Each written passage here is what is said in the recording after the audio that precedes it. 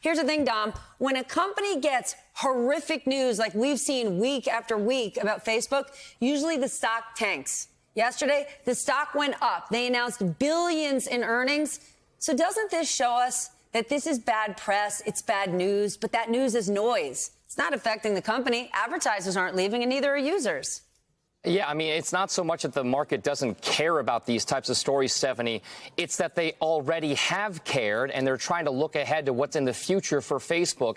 I mean, Facebook stock has already been pummeled over the course of the last couple of months. Now, a lot of that drop in value, about $150 billion worth of market losses, was in anticipation, basically, of how Facebook's business model would be impacted by, among other things, first of all, Apple's decision to let customers decide if they want their data tracked across different apps that's used towards target marketing for them, for social media companies. Now, these whistleblower allegations made by Frances Haugen and the Facebook papers, information, most certainly had a market impact on Facebook, but investors are largely focused on what Facebook will do in the coming months to adapt its business model to a lot more regulatory scrutiny over what they should or shouldn't be allowed to do and how they continue to make money. $9 billion this past quarter, like you said, that's going to be the big hangover for investors to get over. But again, the reason why the stock could go higher on days like this, Stephanie, is because Facebook and other big tech companies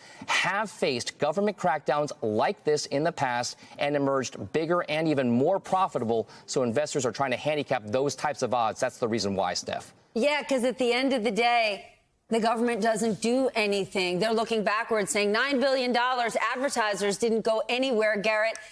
To Dom's very point, the market pays attention to see what the regulatory environment will be like, to see what will come next.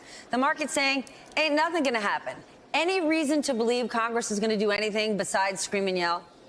Look, not anytime soon. I mean, congressional lawmakers are united in their frustration about these big tech companies, particularly at the way Facebook has handled itself and the way that it has become, in many cases, a monopoly. But they're still divided on the best way to approach that. There are lawmakers who want to take on privacy concerns. There are ones who want to take on questions of parental controls. There are ones who want to look at the antitrust elements to this. And there are ones who want to look at content moderations. But some folks see the content moderation part of this as censorship. Some folks see the antitrust part of it as going after a successful American company. You see the problems here. And so I think we're still very much in an investigatory and fact-finding phase here in Congress. Meaningful regulation seems a long way off.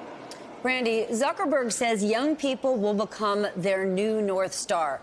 But your reporting says otherwise. It's older users that are on this platform 24/7, and they're the ones getting radicalized. Yeah, Facebook is generally thought of as a place where, Boomer MAGA folks hang out, and that kind of content is daily the most widely engaged with content on the site. That fact has been a sore spot for Facebook for the last, couple of years.